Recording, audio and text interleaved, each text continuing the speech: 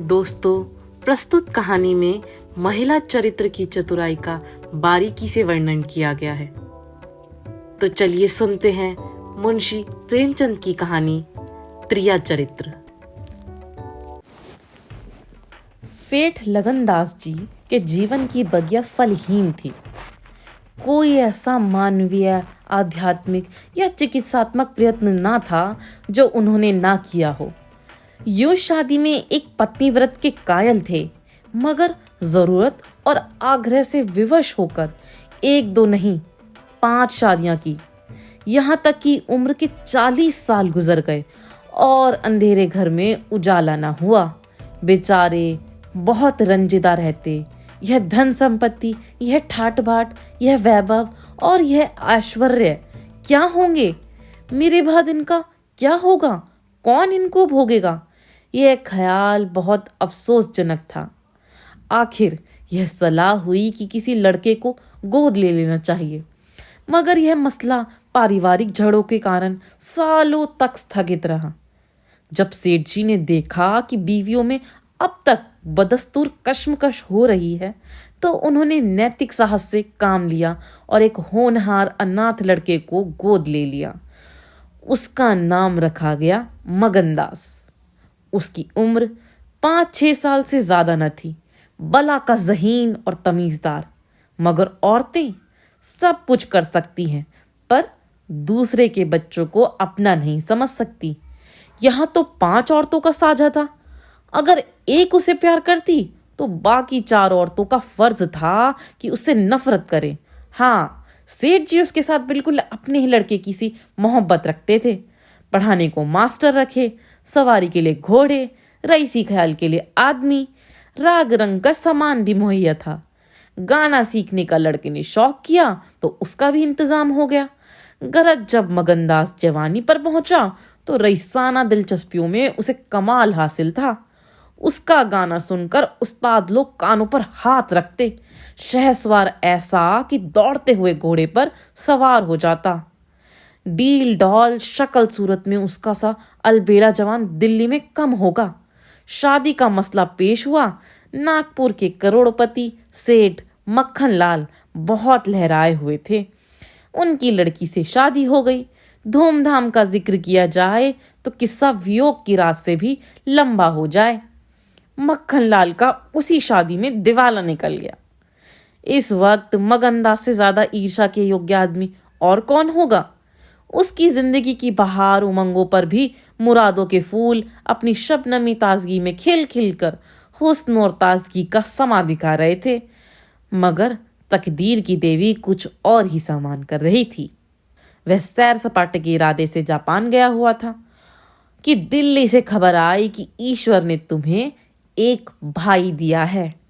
मुझे इतनी खुशी है कि ज्यादा अरसे तक जिंदा न रह सकूं। तुम बहुत जल्द लौट आओ। मगनदास के हाथ से तार का कागज छूट गया और सर में ऐसा चक्कर आया कि जैसे किसी ऊंचाई से गिर पड़ा है।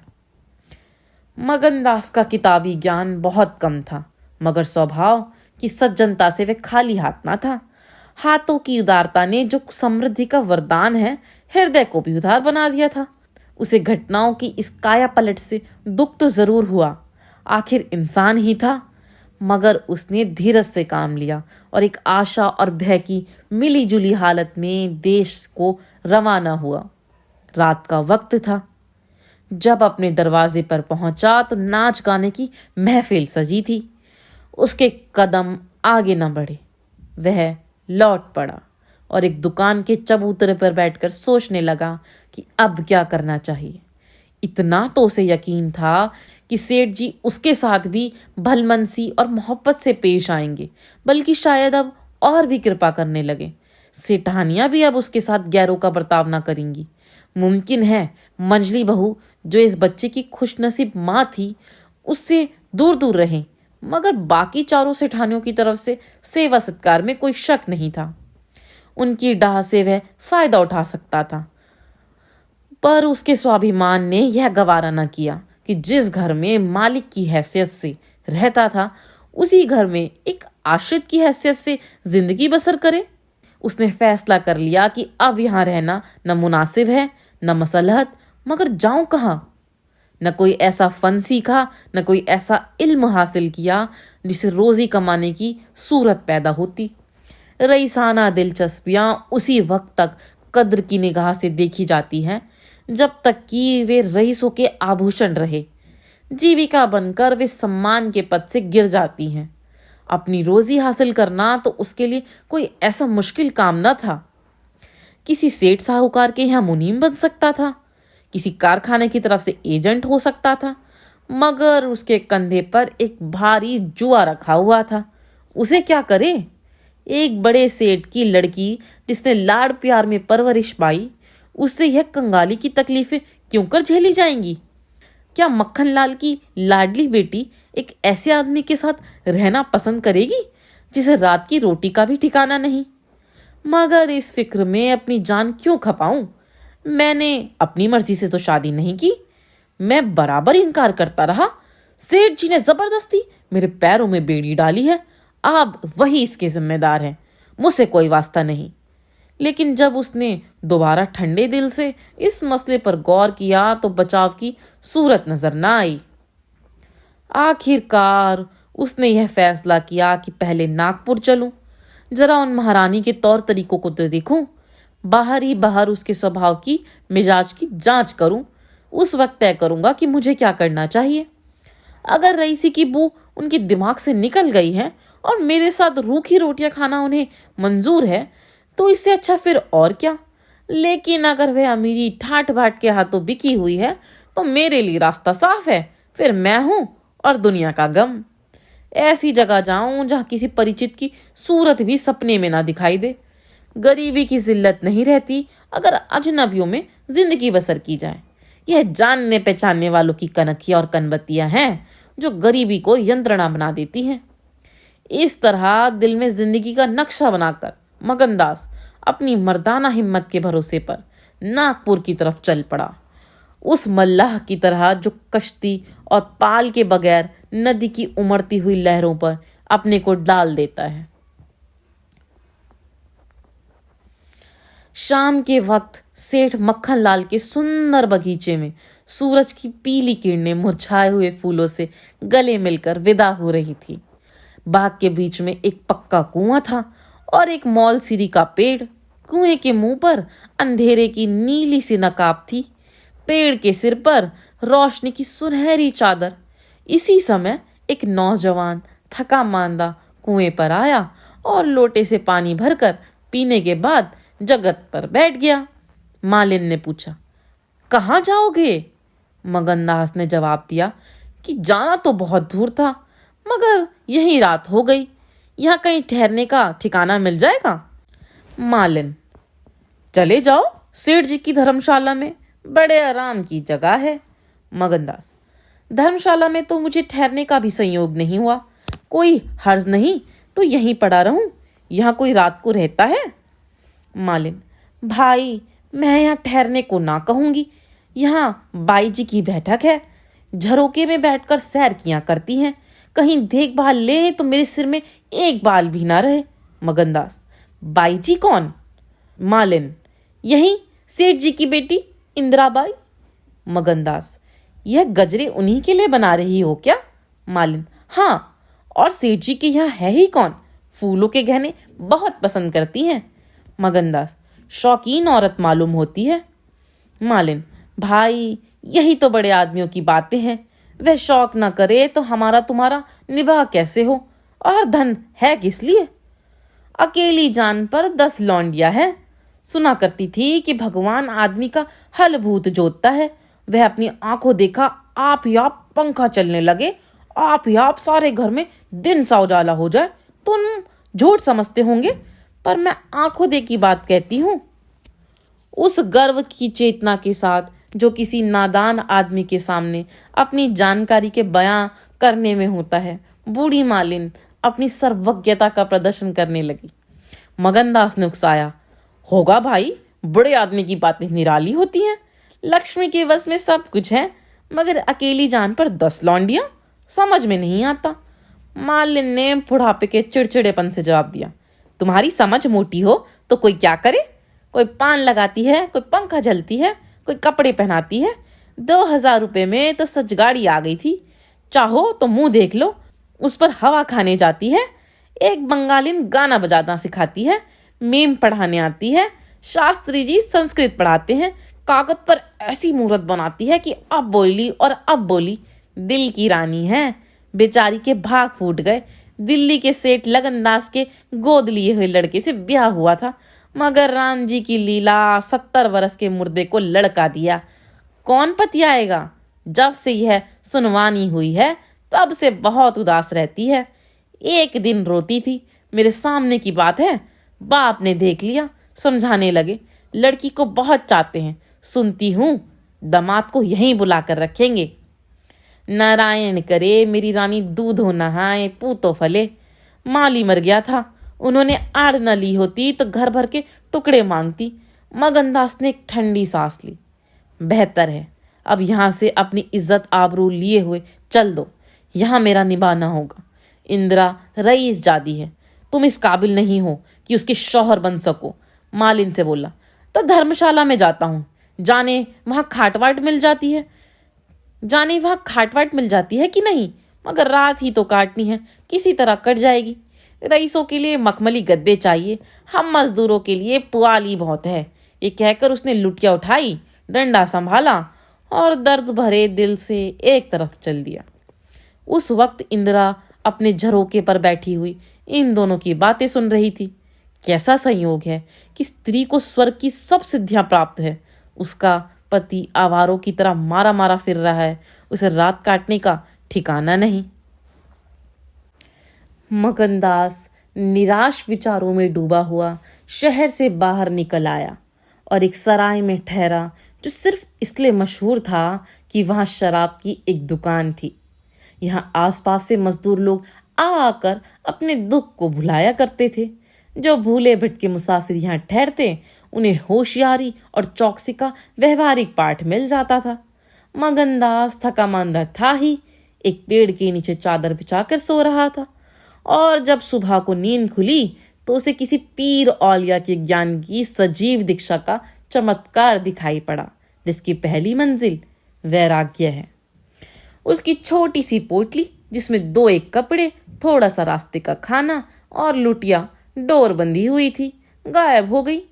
उन कपड़ों को छोड़कर जो उसके बदन पर थे अब उसके पास कुछ भी ना था और भूख जो कंगाली में और भी तेज हो जाती है उसे बेचैन कर रही थी। मगर वह दृढ़ स्वभाव का आदमी था। उसने किस्मत का रोना न रोया और किसी तरह गुजर करने की तदबीरें सोचने लगा। लिखने और गणित में उसे अच्छा अभ्यास था, मगर इस हैसियत में उससे फायदा उठाना असंभव था। उसने संगीत का बहुत अभ्यास किया था। किसी रसीक रईस के दरबार में उसकी कद्र हो सकती थी, मगर उसके पुरुषोचित अभिमान ने इस पेशे को अख्तियार करने की इजाजत ना दी। हाँ, वह आला दर्जे का घुड़सवार था और यह फन मजे में पूरी शान के साथ उसकी रोजी का साधन बन सकता था। यह पक्का इरादा करके उसने हिम्मत से कदम आगे बढ़ाए। ऊपर से देखने पर यह बात यकीन के काबिल नहीं मालूम होती, मगर वह अपना बोझ हल्का हो जाने से इस वक्त बहुत उदास नहीं था।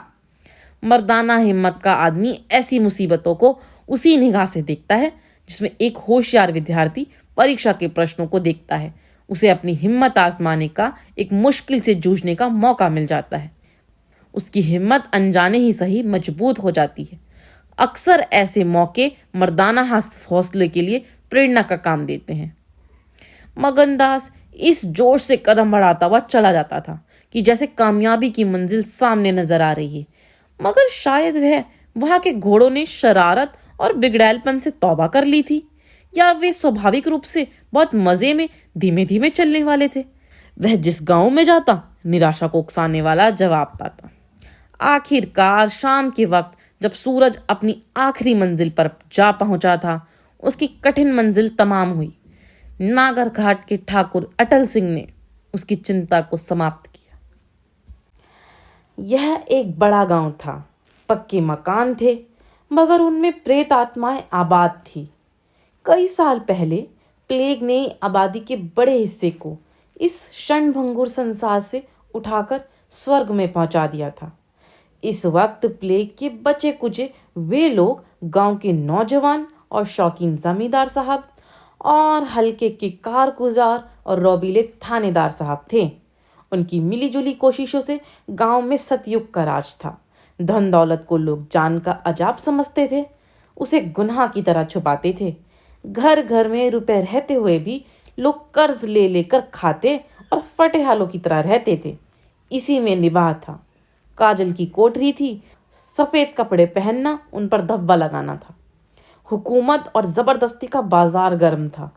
अहीरों के यहाँ आंजन के लिए भी दूध न था। थाने में दूध की नदी बहती थी। मवेशी खाने में मुहर्रीर दूध की कुल्लियां करते थे। इस अंधेरी नगरी को मगनदास ने अपना घर बनाया। ठाकुर साहब ने असाधारण उदारता से काम लेकर उसे रहने के लिए एक मकान भी दे दिया, जो केवल बहुत व्यापक अर्थों में मकान कहा जा सकता था। इसी झोपड़ी में वह एक हफ्ते से जिंदगी के दिन काट रहा है। उसका चेहरा जर्द है और कपड़े मैले हो रहे हैं, मगर ऐसा मालूम होता है कि उसे अब इन बातों की अनुभूति नहीं हो रही। जिंदा है, मगर जिंदगी रुखसत हो गई है। हिम्मत और हौसला मुश्किल को आसान कर सकते हैं, आंधी और तूफान से बचा सकते हैं, मगर चेहरे को खिला सकना उसके सामर्थ्य से बाहर है। टूटी हुई नाव पर बैठकर मल्हार गाना हिम्मत का काम नहीं, हिमाकत का काम है। एक रोज शाम के वक्त वह अंधेरे में खाट पर पड़ा हुआ था। एक औरत उसके दरवाजे पर आकर भीख मांगने लगी। मगनदास को आवाज परिचित जान पड़ती थी। बाहर आकर देखा तो वह चंपा मालिन थी, कपड़े तार तार, मुसीबत की रोती हुई तस्वीर। बोला, मालिन, तुम्हारी यह हालत, मुझे पहचानती हो? मालिन ने चौंक कर देखा और पहचान गई। रो कर बोली, बेटा, अब बताओ मेरा कहाँ ठिकाना लगे। तुमने मेरा बना बनाया घर उजाड़ दिया। उस दिन तुमसे बात न करती तो मुझे यह विपत पड़ती। बाई ने तुम्हें बैठ देख लिया, बातें भी सुनी। सुबह होते ही मुझे बुलाया और बरस पड़ी। नाक कटवा लूंगी, मुंह में काली लगवा लूंगी। चुड़ैल कुटनी, तूने मेरी बात किसी गैर आदमी से क्यों बताई? तू दूसरों से मेरी चर्चा करे? वह क्या तेरा दामाद था जो तू उससे मेरा दुखड़ा रोती थी? जो कुछ मुंह में आया बकती रही, मुझसे भी ना सहा गया। रानी रूठेगी और सुहाग लेगी। बोली, बाई जी, मुझसे कसूर हुआ, लीजिए अब जाती हूँ। चीखते नाक कटती है तो मेरा निभा यहाँ ना होगा। ईश्वर ने मुंह दिया है तो आहार भी देगा। 4 घर से मांगूंगी तो पेट को हो ही जाएगा।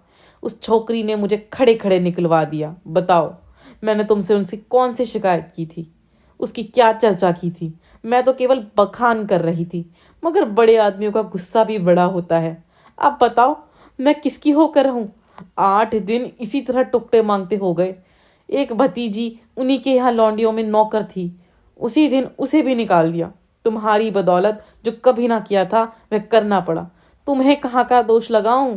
किस्मत में जो कुछ लिखा था देखना पड़ा। मगनदास सन्नाटे में आ गया। आह, मिजाज का यह हाल है, यह घमंड, यह शान। मालिन को इत्मीनान दिलाया। उसके पास अगर दौलत होती तो उसे माला माल कर देता। सेठ मक्खन लाल की बेटी को भी मालूम हो जाता कि रोजी की कुंजी उसी के हाथ में नहीं। बोला, तुम फिक्र ना करो, मेरे घर आराम से रहो। अकेला मेरा जी भी नहीं लगता। सच कहूं तो मुझे तुम्हारी तरह एक औरत की तलाश थी। अच्छा हुआ तुम आ गई। मालिन ने आंचल फैलाकर असीम आशीर्वाद दिया। बेटा, तुम जुग जुग जियो, बड़ी उम्र हो। यहाँ कोई घर मिले तो मुझे दिलवा दो। मैं यहाँ रहूंगी तो मेरी भतीजी कहाँ जाएगी? वह बेचारी शहर में किसके आसरे रहेगी? मगनलाल के खून में जोश आया। उसके स्वाभिमान को चोट लगी। उन पर यह आफत मेरी लाई हुई है। उनकी इस आवारागर्दी का जिम्मेदार मैं हूँ। बोला, कोई हर्ज ना हो तो उसे भी यहाँ ले आओ।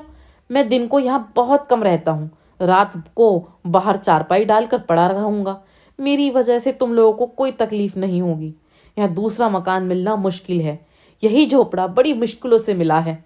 यह अंधेर नगरी है। जब तुम्हारा सुबीता कहीं लग जाए तो चली जाना।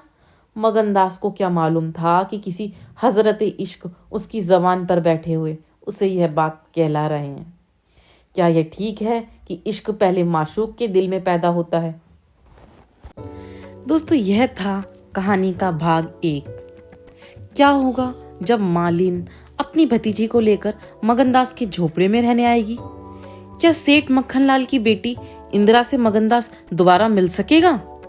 जानने के लिए जुड़े रहिए मेरे चैनल राहें कहानियों के साथ। सुनते रहिए एक कहानी दीपाली की जुबानी। Thank you.